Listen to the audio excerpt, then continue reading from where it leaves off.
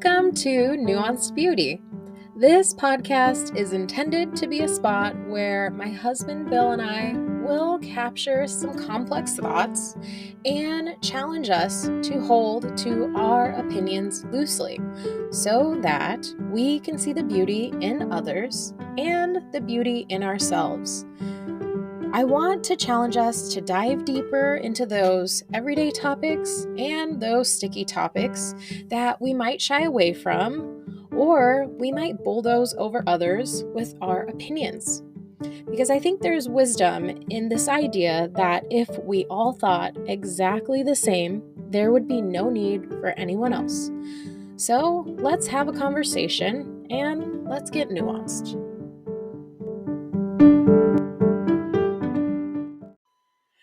Hi guys, welcome back to Nuanced Beauty. It's Christina here, and I've got Bill. Hey everybody. This week's episode is one that I was thinking through, and it's about home buying. And perhaps you could consider this episode to be more of a generic conversation that it's kind of just generally accepted that that might be a complex topic. But I think that the reason why I wanted to talk about this on Nuanced Beauty is because I think that people can still put a lot of pressure on themselves about what they need to do when it comes to home buying. So the two questions that I'm diving into is when to buy and where to buy. And something I want to make really clear at the outright is that we are not financial professionals. We are not home buying professionals. Nothing on this podcast should be construed as financial advice. But we just recently in the last year bought a house, and we just spent a lot of time just on Redfin and we sold a house. Zillow. We sold a house, and we just had some observations and how we've talked to other people about home buying, and we listened to a lot of Dave Ramsey. Yeah, and so this is just a conversation about that. But by all means, don't think that we are from any position of authority or of expertise, or that we have our stuff together, saying what you ought to do. Because I am not in a position to tell you what you ought to do. We can talk about it, and you might strike some interesting thoughts. Exactly. It's a topic that is like, of course it's complex. Like I feel like everyone would agree, like, yeah, that's a nuanced topic. You could have some, interesting thoughts there. And when I was reflecting on when to buy, so when should you buy, right?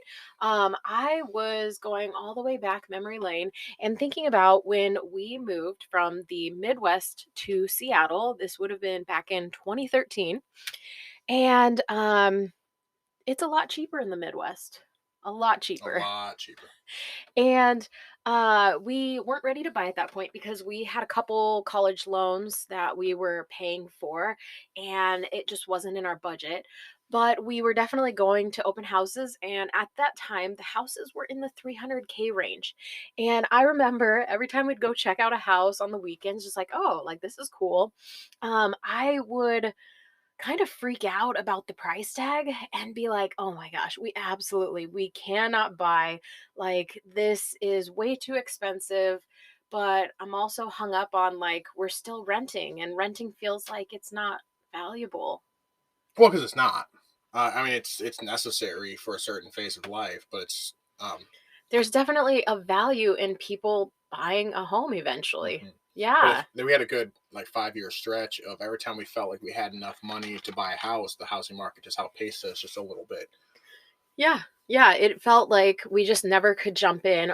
And I also had this cynical thought, because I think, was it 2009 when the housing 08. So in 2008, housing prices and all that, I was kind of thinking like, well, it's got to drop. Like, there's no way it'll just continue going up, right? And I feel like whenever we toured homes, I would look at you and I'd be like, but this is too expensive. This house is not worth this much. Well, it was that expensive. And, what is it? What is worth? Right, exactly. And so that's where, for myself, in those nitty gritty years of feeling like I really wanted us to buy, but we were still renting, I feel like I came to terms and found a sense of peace when I just accepted that renting was meeting our needs and it was within our budgets. Like Mm-hmm. it was okay to rent. And when I just put my thought process around, yeah, I'm paying for this home. I don't have to do the upkeep. And this is a nice home and we're living where we want to live. Yeah, we had a very nice townhome with very good landlords who were nice people, and that's really all I can ask for is to be renting from nice people. But the problem was it was a 3-story townhome with a bedroom on the top floor and a bedroom on the bottom floor, and stairs that were open stairs. So they didn't have the back plate. You just look straight through the stairs. It had this nice Uh, metal art that looked almost like a wall, but it was yeah, totally open. which it all served to make a small space feel like a large space, and it did that It very was well. beautiful. But it was Yes. unchild proofable, Yes. and So somebody got pregnant. yeah, so fast forward, and after a few years in Seattle and continuing to rent and rent, and we were expecting. And so it was at this point in our rental time that we either needed to buy or we needed to rent somewhere else. Hmm. And that was November of before 2016. Trump was elected. And I have theories about like our Well, home. let's not jump ahead a ton. So as we were house shopping, we were constantly, oh, it's just too expensive. It's too expensive. It's too Yes. expensive.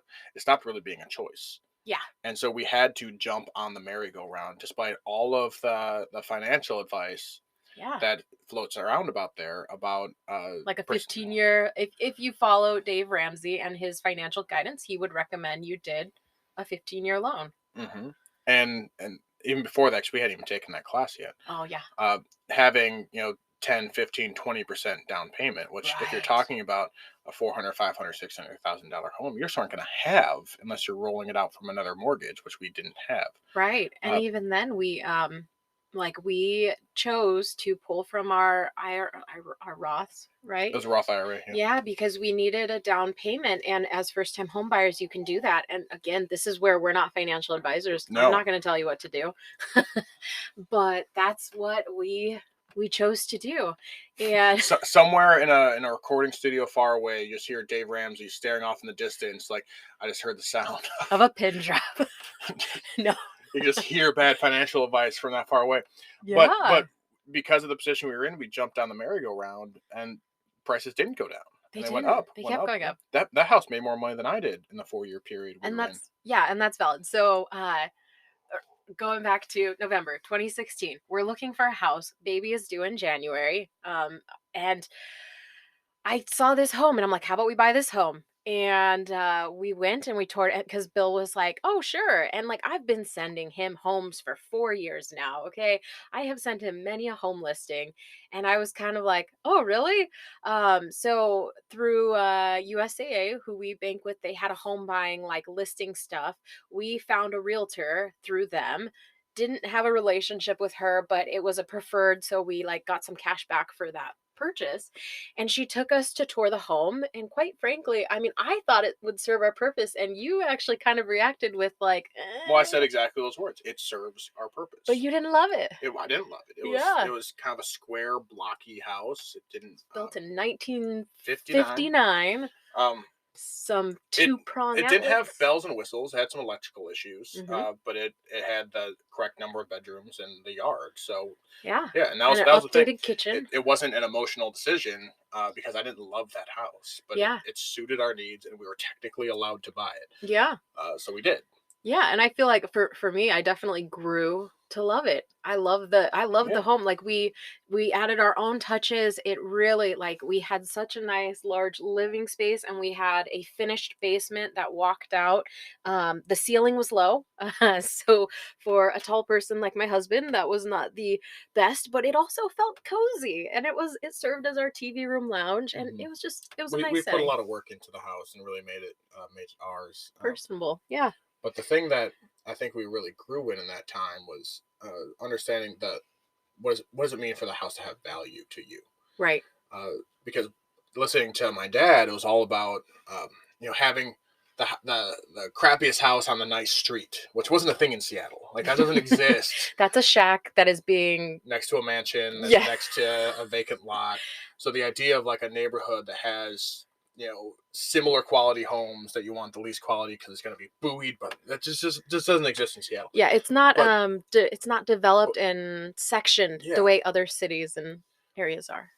what we really ended up letting go of is the idea of the house as an investment tool. Mhm. Although it is an investment tool and it paid huge dividends for us, but Right. can you afford the mortgage? And I almost Mhm. called it a rent. Mhm. And does it serve your purposes? Because that's all that really matters at the end of the day. Like everything else is optimization, Yeah. but ultimately we're all renting, Yeah. whether we own the house or not. Yeah, we have a mortgage to We're pay. all here temporarily. Yeah. No one's living in the house for 15 or 30 years. And that's an interesting stat too, is it's something like you live in a house for 5 to 7 years maybe, Generally, yeah. and that's our, I mean, that's a new generational stat, right? I Hmm. mean, there are like some folks who've lived in a Yeah, house obviously much my folks have longer. been in their house for 20 something years, Yeah. and they still have a mortgage. But the thing about it, uh, I really reckon with the temporariness uh, of living anywhere, and that was a big part of our move to Jacksonville is realizing just how dynamic uh, Your life is. home, yeah. Yeah, so we don't own anything. Like the bank owns all of it anyway. We're all essentially in the manner of medieval England, living on the Lord's land and paying him rents. Because ultimately, it all goes back to the bank at the end of the day. Yeah. So whatever, it's And dirt. eventually you can own. You Like, can. don't It's totally doable. be a cynic. Oh, I will be. Yeah. Until we and have and our house paid off, we will be yeah, slightly cynics. and we have aggressive goals to that end. But there's also, even if we have those aggressive goals, it'll be 15 to 18 years before we pay it off. And are we going to live here by then? I don't I know. don't know. I don't know. Right? Right. So letting go of, is this the correct investment vehicle, Or and is just this the realizing, right time? and is this the right time? With the exception of 2008, house values always go up, and if you can afford to live there Yeah. and want to live there, Yeah. live there. Right. Like, make your home and be present and enjoy the setting that you have, and pick a home that is within your means, but if you can afford your home and do your budgeting or whatever, like figure out if you can afford it, and go forth. Go forth, guys. Yeah, I mean, there's some survivorship bias to this because we jumped on that merry-go-round and caught it by our fingernails, and it paid great for us. We did, yeah. Uh, but the idea of uh, being in paralysis because you're afraid it's not going to be the optimal decision. That's the big bone to pick I have with Dave Ramsey about the 15 versus 30-year mortgage. He says absolutely not with the 30-year mortgage, and I get the math. Right. The amount that you're going to pay in interest. Like, yes, Yeah. financially, it is not the most optimal thing to do. Like, it's not But going to. who But cares? yeah, right. But are you living in? Yeah, Yeah, yeah. is it It's is it a is it the place that you're gonna live? right. It's gonna take me 10 more years to save up enough money to get the 15-year mortgage. By that time, my kids are gonna be 10 and 16. Mm-hmm. So what am I Yeah, doing here? yeah. And who like you're not taking the money with you. Mm-hmm. So it might as well go to the bank so that you get to interest on a mortgage is the rent that you pay the bank. Right. Right. So, I mean, that is when it comes to when to buy a home, that gives you a glimpse into the things that we wrestled through and the thoughts that we had, and how we kind of made peace, made space for the way that we thought. Even, like, you can listen to advisors and you can listen to people who are experts in an area, and you got to take away what they have to offer sometimes, and sometimes it's not quite a fit for you, and that doesn't mean you totally discredit them and their thought process, but make your decision and wrestle with it. um and then we can jump into where to Hmm. buy a home. So you already kind of touched on the point Hmm. that it was very interesting when we moved from the Midwest to Seattle.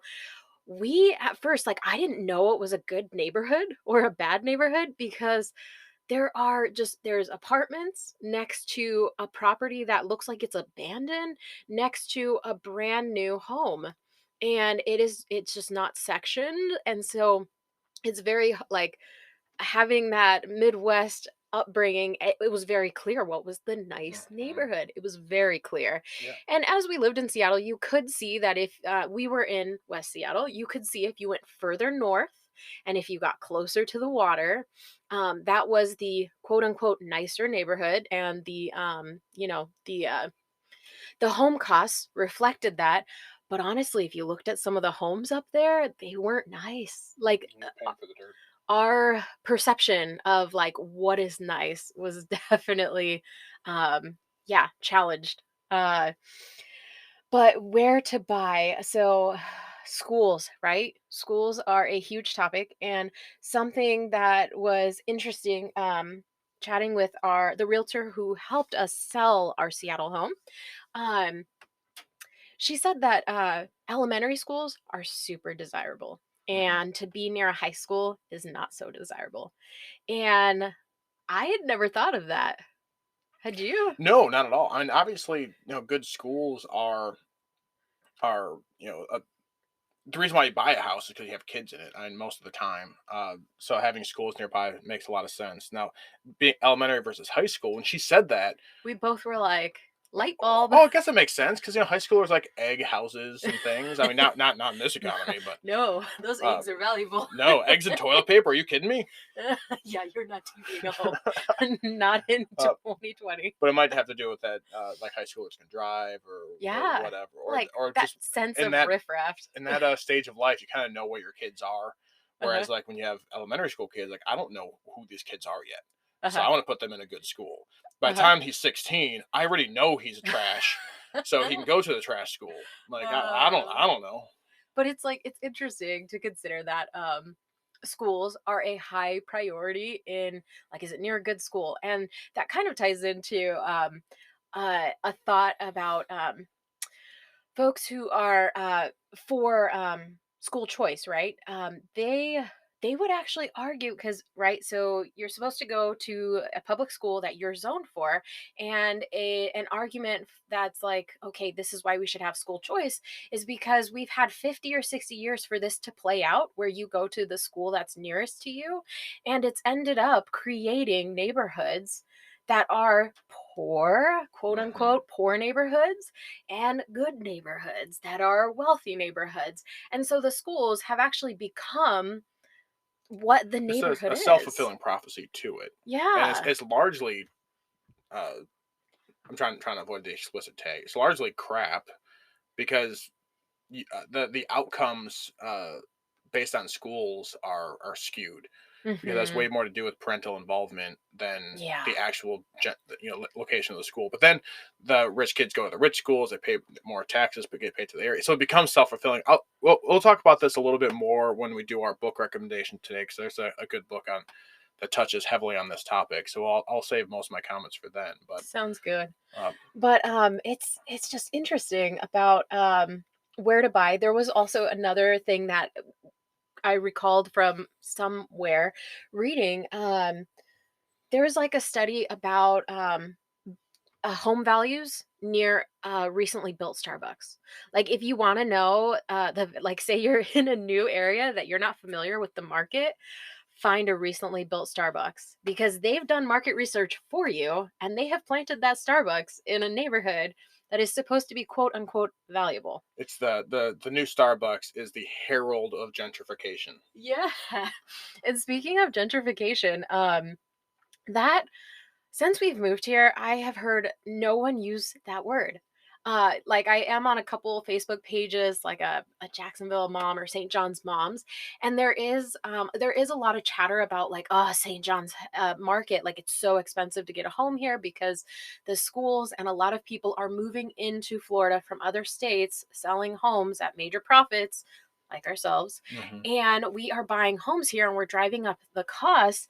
But the term gentrification is not thrown around as like the reason why St. John's is like where it's at, Yeah, and it's really like, I think the reason that is, if I could jump in here, yeah, is gentrification is a statement about class, right. which is a stand-in for a statement about race. Yeah, it's usually primarily focused on race or like racial or like financial injustice. Right. And so St. Johns County is a overwhelmingly white community. And it's brand new, right? So we aren't, well, it's brand new because the whole idea of gentrification is that you're displacing A a population. population Like who can no people longer can't afford to afford live to live, there, right? and they live there for generations, and they no longer can. Mm-hmm. Nobody lived in St. John's. Right. It was forest. Or right So here. there's nobody being displaced. Yes. And that's the problem with gentrification is the displaced people who live there for their whole lives that can no longer afford to live there, which you can, and that topic is its own discussion about whether, like, is that a bad thing, should or there is be that restraints to capitalism? uh-huh. That's what you'd have to do. Right. And like not allow people to buy and depending on who properties. you are, Yeah. you might agree to that, you might disagree to that. Right. I have some ambivalence about the topic. Yeah. I do wonder though, because we were looking at a couple homes in the downtown Jacksonville area, and they were cool. They were like older, cool homes. Yep. They were a bit smaller, and because of the price, like it just made more sense. Like I felt more drawn to these brand new homes that have way more space. We were driven out of Duval County Schools. Is what it were. I loved those homes. I love old houses. Yeah, even they are though cool. we didn't have all sorts of issues. Even though that's work, it's work for me. I love the character of old houses. Yeah. But that would have been gentrification because there is a majority minority population in Duval County. So had we moved to Riverside, right? But if you're moving into a home that's already like it's been a night, like you got to jump in before the gentrification. Oh crap, we are the gentrification. It's crazy, but it's an interesting topic because we did very much so where we were at in West Seattle. We actually bought in a neighborhood called Burien or North Burien. We actually kind of were in this dead zone that was not Burien nor West Seattle. We were right in the middle. And when I say right in the middle, it was less than 5 minutes to Burien and less to 5 minutes to it was like 2 minutes to the West Seattle line. So it's a crazy high, to call it in the middle of nowhere is not an accurate term. But everywhere around us, homes were like these little shacks were being bought, and a 4 or 6 property townhome that was like 3 stories and think luxury apartment. They were being thrown up all over the place. And it was a big topic. But at the same time, people were willing to buy, and they were trying to make the area nice and trying to create homes for people to be in because a lot of people were flocking to Seattle. So, yeah. I can ascribe a lot of altruism to them. They were just trying to make homes for the people. No, they're trying to make money, and they made lots of it. And they did. Yeah. But, yeah. I don't begrudge them that, but let's not pretend like they had like great values. Well, some people do. Like whatever values again, like that's a whole thing in itself. But yeah.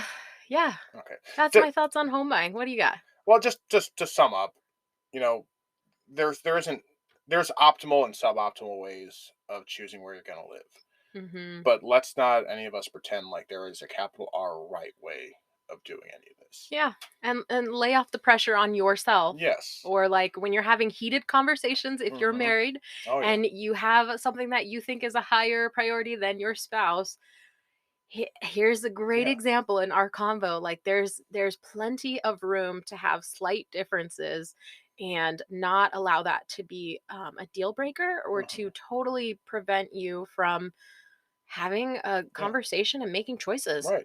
Ask yourself, what would Dave Ramsey do? And then once you know that, set that to the side and say, what are you going to do? And what are you going to do? It's okay to learn from people, but ultimately it's your life. Yeah, it's your life. So you need to make your considerations and make your choices. So, all right. Okay, that's all I got. I think that's a wrap. Stay tuned for the book recommendation. Right, thanks, everybody.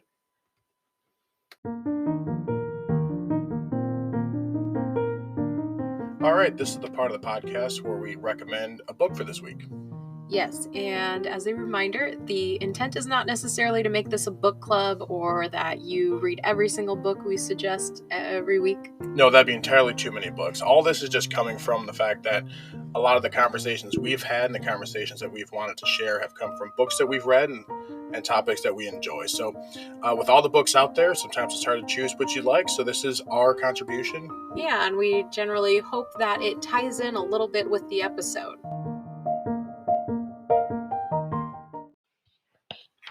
All right, everybody. This week's book recommendation comes with a bit of a roller coaster if you consider yourself a very partisan person. This book was recommended on a podcast I was listening to from conservative commentator Ben Shapiro and was written by the Democratic senator from Massachusetts, Elizabeth Warren. So we have people on two very different sides of the aisle uh, coming together to recommend this book to me, and it's called The Two Income Trap: Why Middle Class Parents Are Still Going Broke. And it was written by Senator Warren back when she was still the law professor or a law professor at Harvard Law.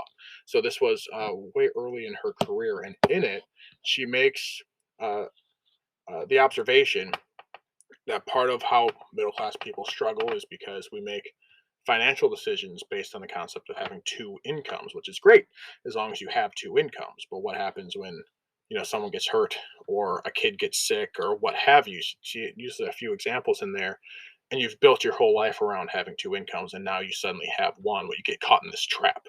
And it came up as Christina and I were discussing this episode because we were talking about, can you afford the house and how do you budget for a house? And so she's making a case for uh, building your budget based on having one income, and then the other person's income is in a sense bonus or discretionary. But she makes a very compelling case for school choice because, as Christina pointed out, and she didn't read this book, but she came to the same conclusions, which is always fascinating when Christina comes up with those gems. But when you have uh, a compulsion to go to a specific school, you create a lot of pressure, like actual pressure on upwards pressure in the prices of the houses in that area, and consequently a downward pressure on houses in other areas.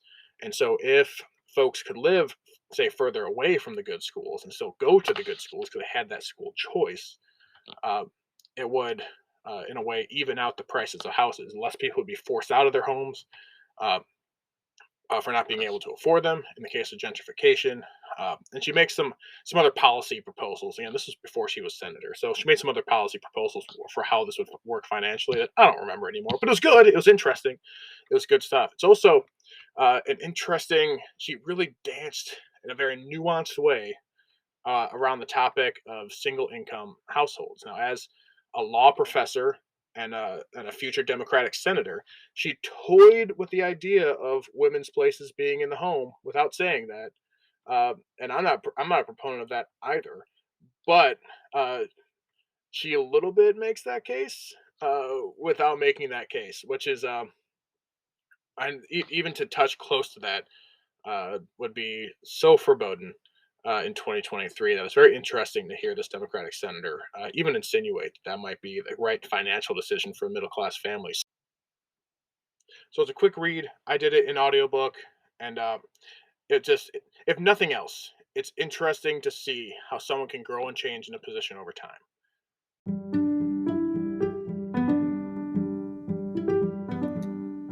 Thanks for listening to today's episode. If you aren't already following us, please follow us on your Spotify or Apple Podcast account.